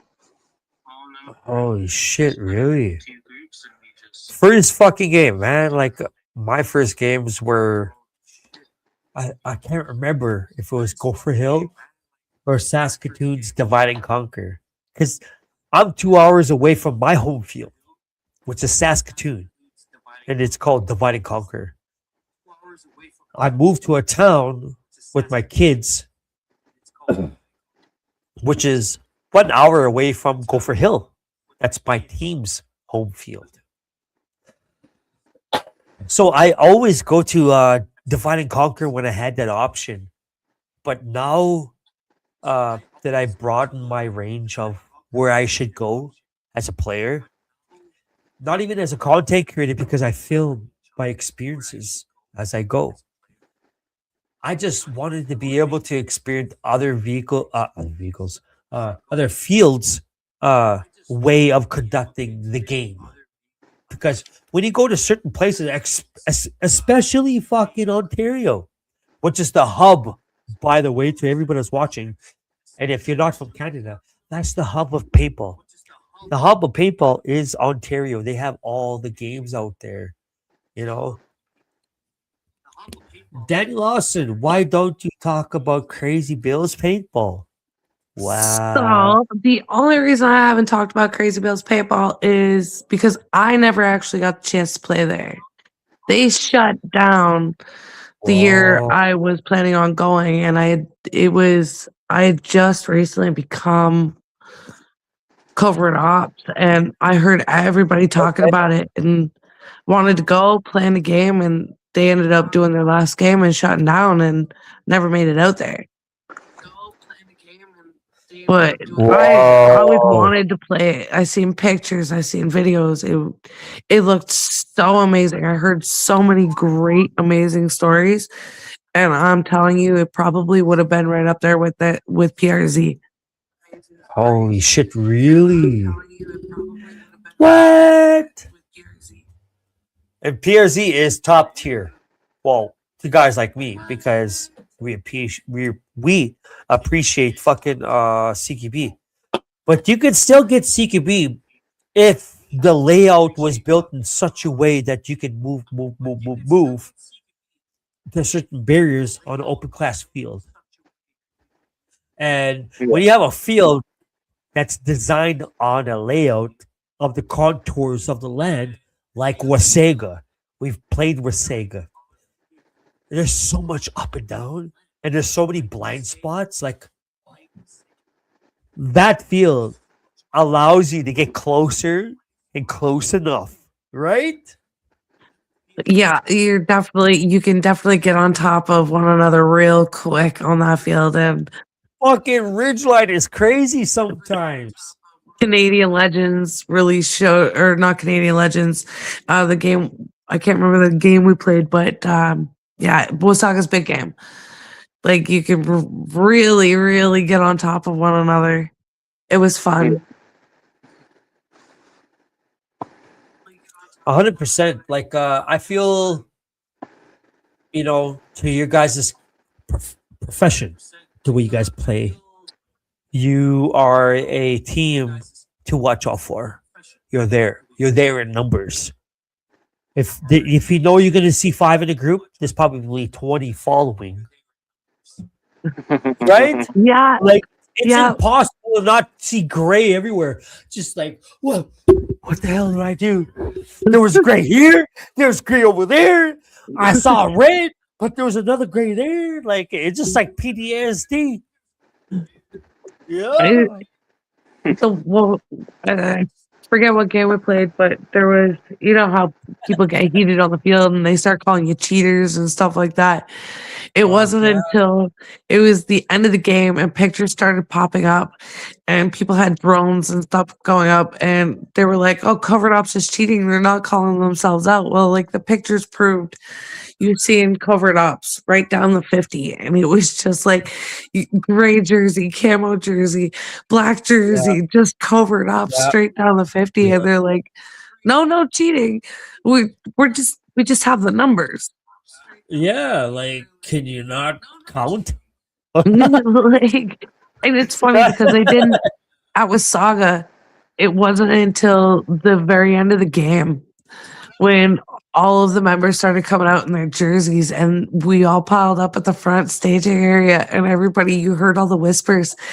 Holy shit, there's really that many of them? There was like 55 of us for Wasaga's big game. And we just all came out the woodworks and the whispers were just, it put a smile on my face because like people don't really realize until the end when they see the jerseys and they're like, oh shit, they really were big. 20% of the fucking field.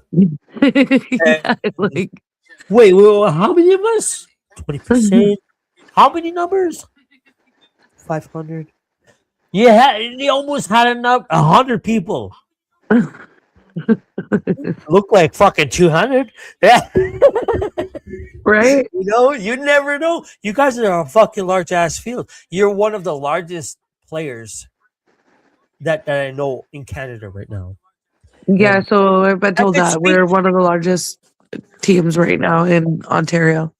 And that could speak for me not getting out there as much as I should. And I've been to some fields, I'm a traveler, I'm a heathen, I want to gather around a fucking bonfire with you. You know what I mean? Like, that's my ceremony. I want to see motherfuckers around a fucking bonfire and cheersing and, screaming around and be like, I appreciate this life that I'm a part of, paintball right? lifestyle. Jumping into the turtle pond. Oh, blind spot! You fucker, where are you? Shit. Everyone that's joined in, like, there's a thing called blind spots dip. Who wants to take phrase that? Guy was screamed at twice. got mad at once. So that's 3 times he was told, you shouldn't be doing that. And then after a while, the 4th time comes in. That's just blind spot. My moderator, you guys had a questionnaire with my moderator, Abel. Fuck, we came in our 2nd year of paintballing, D-Day. I'm not too sure if they did it on the first. I'm pretty sure they did. And bro, they're just out on a fucking swimming competition. Yeah, I got that on video. It's great. I'm gonna find that video. Oh, yeah, I got it all on video. There's a few of them. I was just gonna say, I think pretty sure there was a few of them recording. Yeah. It's so funny. Hey, but Luke. I think it was last year. My boy jumped in with blind spot too. Did he really? Yeah, Jeremy was great. He's like, I'll do it. I'm like, all right, go for it. He's tall now, man. My son's taller than me. It's not that I was tall anyway. I hear that. Don't worry. My boy's so tall, and it's been a year since, every time we see our kids, whoa. You're getting big, kid. It's only like this. All of a sudden, I know her. Why are you growing? Right? Please stop. You're not supposed to be taller than me. Yeah. Hey, Luke. You played the 13 Monkey, right? Or you didn't get a chance? Yeah. Or okay. So sorry, what 13th Monkey? 13th Monkey. You're playing that competition. You guys fucking podiumed, and that experience with because we were talking about it earlier, but we didn't get into the details. Right? Yeah, no, I didn't play at the competition at 13th, but I have played at 13th before. Okay, go. Well, let's talk with you because I haven't either. I just walked the field like both times, and I wish I played. I've been hearing a lot of good things coming out of 13th, and the way they build their vehicle, how CQB is meant for people that know their angles, how to attack their thresholds, pie cutting, fucking all the CQB bullshit, the stuff that we love and drool over. First, it sounded like bullshit, and I'm loving it. But when you're playing there at 13 Monkey, like, what's going through your head?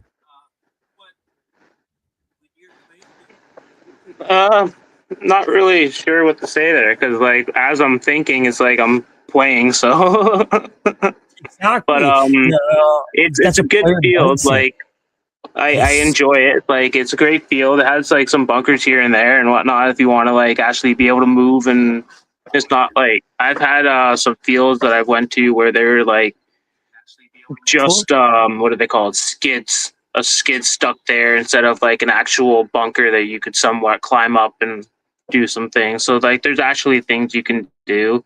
What was it called? The watchtower. They have like in the middle or something. So there's actual like bunkers, and that's what I enjoyed about it compared to like some. I saw their top plates. Like they made like a double decker places to go up on for snipers to look down on, or people that wants to range shit. Yeah, because I've been to too many fields where it's literally just skids that are just stacked there, and it's not really a good field. Yeah, for sure. Would you think that's a perfect CQB field to have any type of competition training? It's right beside a fucking military airport, Padawan. Yeah, they definitely have like some things that they can improve on, but like other than that, like it's a really good place, and I would say it would be good for that. I think it is too, because I came into paintballing want to host private field games. I had a private field. I had 3 layouts, 4. I was working on 4. And it was more of a CQB with a fucking valley in between. But I had 3 good layouts. And it was a private field. And that's where I wanted to do my paintballing. I didn't want to go into being a content creator, traveling out to other fields. I wanted to conduct a field. I wanted to conduct games. I wanted to manage and referee games. That's how I got into this paintballing because I've been to places where I was like, holy fuck, wouldn't this be cool to conduct? It wasn't me, but like, holy fuck, I want to play more. I want to go play. How can I host something that fucking cool? How can I get people to come and play together with me on a field that I developed with each other? And how many people would attend? So I did shit like that on a private field. Like I did that for like 5 months.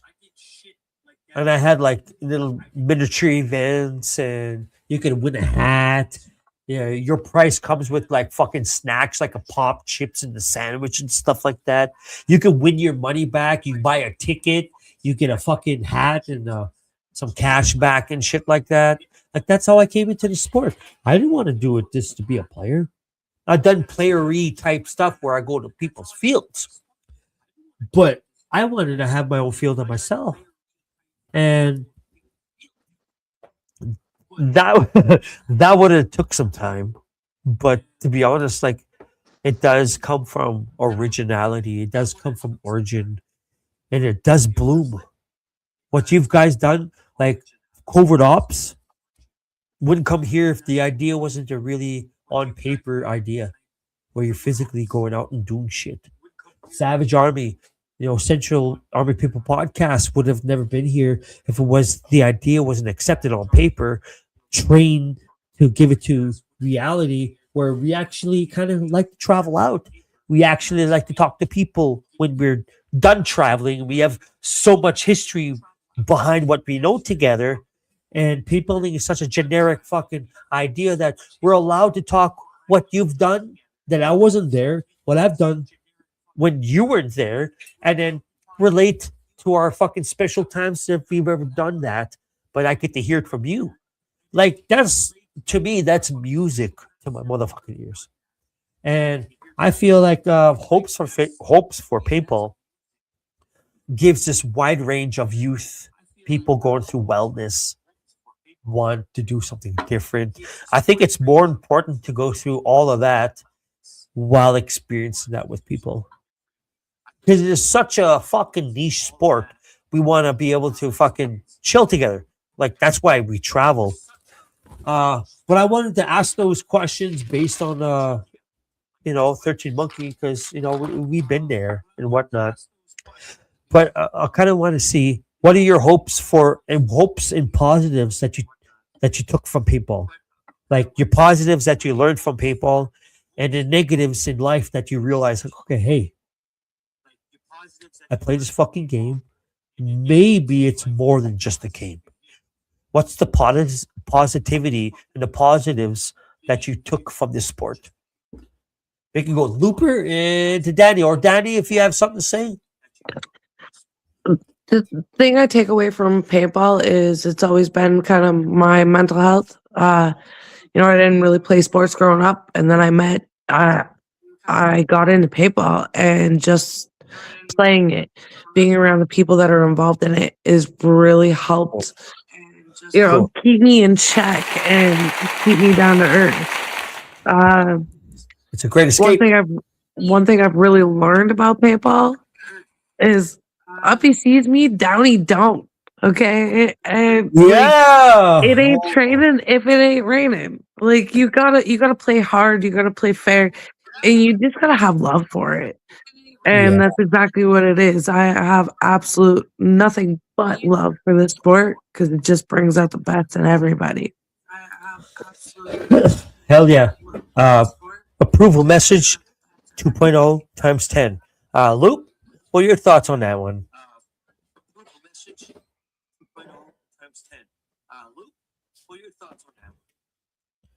You feel like, you might have frozen a little bit here. Could be in a certain type of reception area. So as the show, we're a minute and 49, 1 hour and 49 minutes into the show. We want to be able to get a chance to say thank you to everyone watching. Thank you to So many people asking questions. But in the end, and we're coming to almost a 2 hour session of the show. Don't want to take too many time away from people's busy lives, but we got questions from the start. Questions from the start question segment where we get to hear what your thoughts and questions are for these guests. And the first question is Ammo. What was your favorite event that PRC did in the past? It could be your first PRC game or when you got a chance to know what PRC really is. What was that first favorite event at PRC in the past? First favorite event would be Yeah. the first Asylum. I think it was Conquer the Asylum. No, it was Wow. Asylum Assault. First ever big game at PRZ, and it was just mind blowing fun. It was amazing.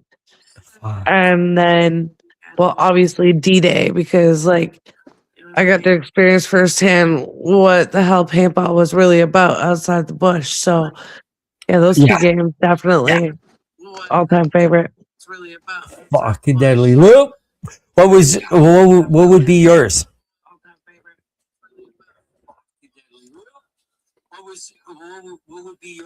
You might be having some difficulty in the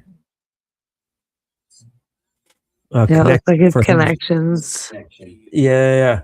Well, when he gets in here, we can ask the second question for him from the start segment. Question from all our viewers asking questions for us. The second one would be, what style would be best for a beginner? Is there a style for a beginner to hold on, or should you just go along with it? That's a tough one because for me, it was just kind of go along with what everybody else was doing until I kind of realized what I liked and what I preferred. So I'm a little bit of everything. I like the open class. I like the MagFed. I like the strategic. I like the markers. For me, the best marker for a beginner would have to be an A5, in my opinion. Okay. Hopper. Cool. Me too. 100% me too. Looper, what style would be the best for a beginner? What was your thoughts on that one? Sorry, It's I from was Josh. disconnected there for a second. So what's the question? So Josh Masalawaski, sorry if I fucked up your last name, but Josh was asked the question, and we don't let him, show up on the screen. And it's not like we don't want to hear your questions during the show, but we have our start questions at the end where we ask you guys a question. And Josh had a question that we asked Danny, and you both get the chance to answer it separately as individuals.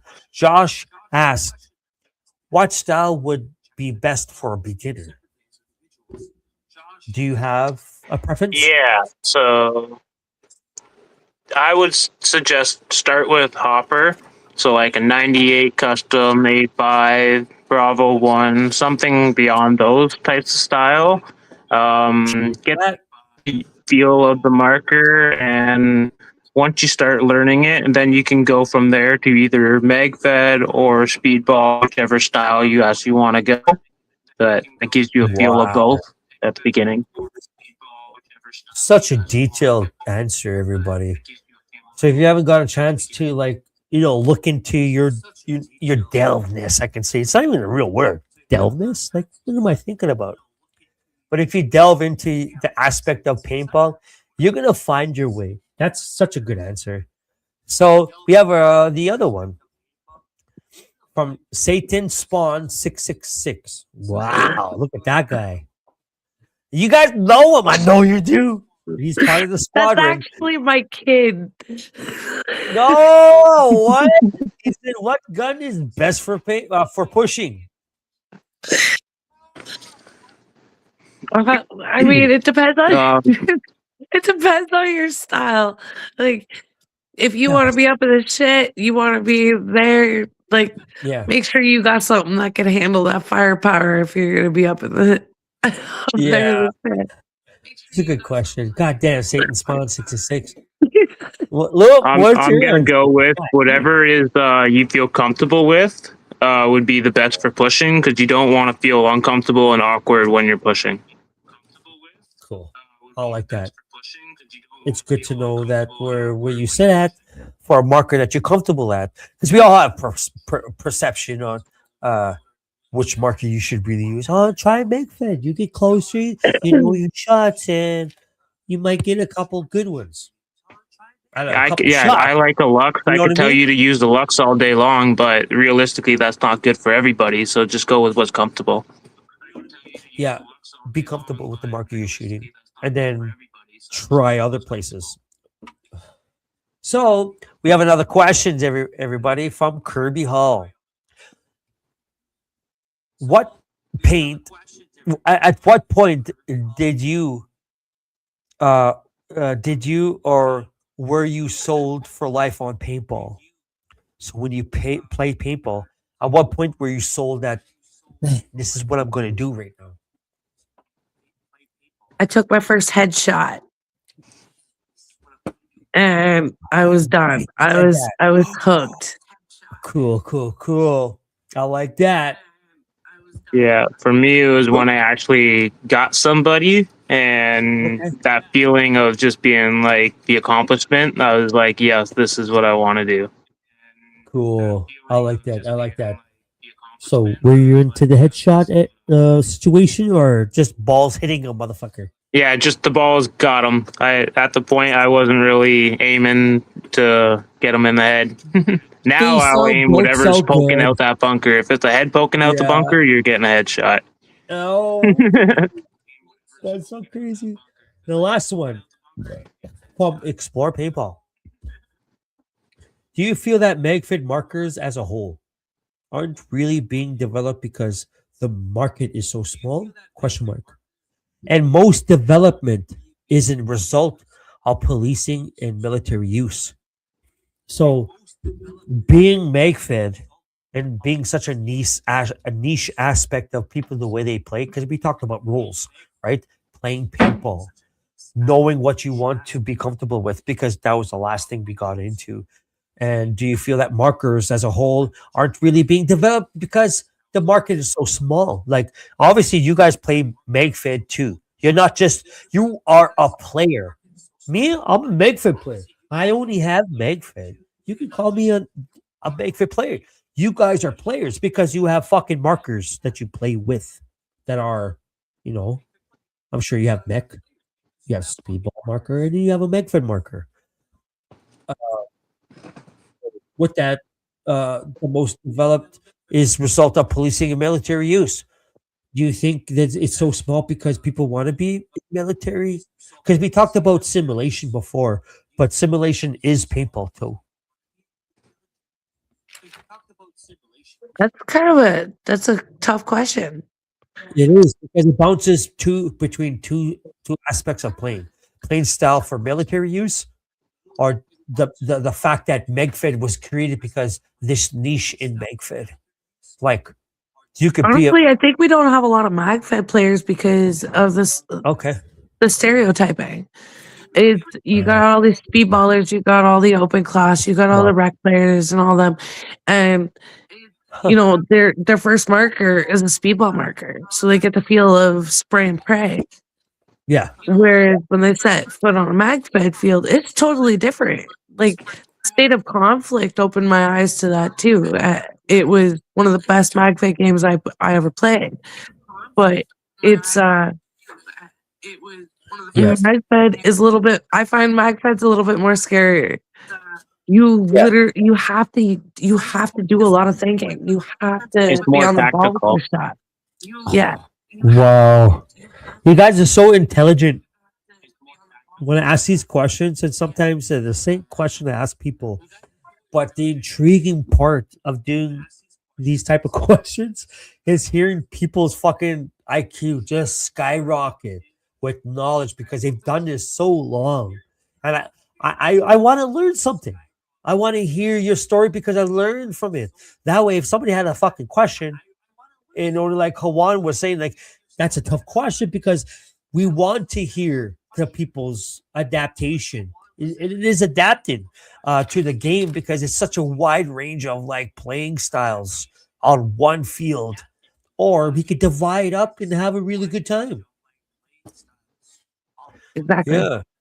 Exactly. Yeah. Fuck. I feel so. I feel more confident in this conversation based on like sharing and learning things from the question segment with our viewers for the guests, and it's such a good thing to hear because I'm sure people else will be like, you know what, that's a good way to think about it, and the concept is concept, and your guys' fucking outline of what you guys want to talk about is different, and I kind of like that, and I'm pretty sure everybody in the chat is liking it. I appreciate my moderator does. Everyone that's that's gonna watch later on, we appreciate you for watching. But this is the start end questions, and this is practically the end of the show. We're gonna go in cycle here. Danny, sorry. Uh, Thank you for being a part of the show. What's your last comments? Just get How do out you there. feel today? I feel great today. It was great to be on the show, guys. I really appreciate you guys having us on here.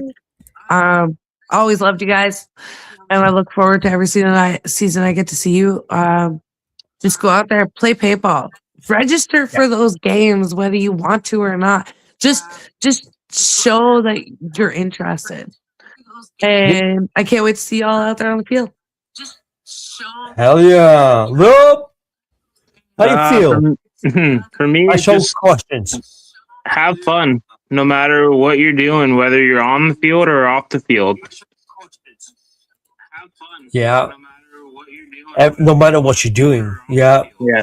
Just make sure you're having fun. Don't take things too seriously sometimes. Like I've always said, win or lose, you're here to have fun. That's what the sport's about. Yeah, exactly. I like the message. I like what you bring to the show. I knew for a fact I was going to learn something today. And when you said loop, I'm like, tell me something. Yeah, you know what I mean? Like, Daddy's part of the show. Like, Keith, thank you for being here too, brother. It's such a cool thing to hear you guys' insight, the wave of knowledge that you can bring to these people. Your target for men and women, for youth, the way you have good words to share. Like, such an honor for you to be a part of the show. Thank you so much for everybody in the chat. Thank you to my fucking moderator. Appreciate you all for watching in the past or right now. Thank you everybody in the chat again. Anybody got to say bye, or you want to say anything else? I'm good. Just get out there and have fun, guys. Thanks again. Yeah. Oh yeah, Looper. Bye, everyone. All right, Loop. Yeah. See you later. Everybody say bye. Bye. See you later, everybody. Oh.